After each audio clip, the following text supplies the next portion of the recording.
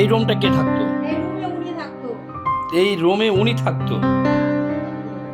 আমি পাশের রুমে। মানুষ দিন দিন উচ্চশিক্ষায় শিক্ষিত হলেও হারাচ্ছে তাদের মনুষ্যত্ব। রাজধানী ঢাকার মিরপুর ৬ নম্বরের একটি ঘটনা, যেখানে নূরজাহান বেগম নামের একজন বৃদ্ধ মহিলা তার নিজ বাসায় পচে গলে মৃত্যুবরণ করেছে। এটা স্টোর রুম। হ্যাঁ, এইগুলোর ব্যাপারে নিউজ কিছু করার দরকার নেই, শুধু দেখে আপনারা। দেখতেছি আমি সমাজের একটা বিরাট বড় অবক্ষয়।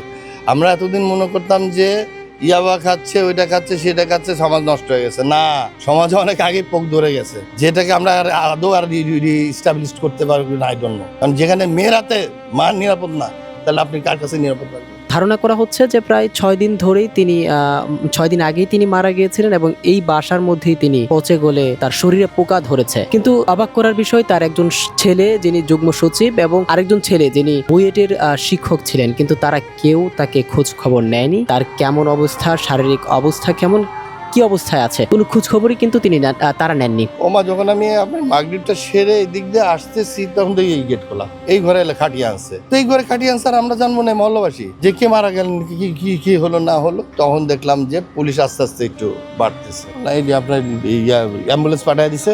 অ্যাম্বুলেন্স তখন তারাও, তাদের লোকজন যারা আসছিল, আত্মীয় স্বজন, তারাও রিসিভ করতেছে না, সিগনেচার করতেছে না। একটা লাশ তো নিবে, ওটা তো একটা প্রসিডিউর থাকে, ওখানে সিগনেচার করতেছে না, পালাচ্ছে।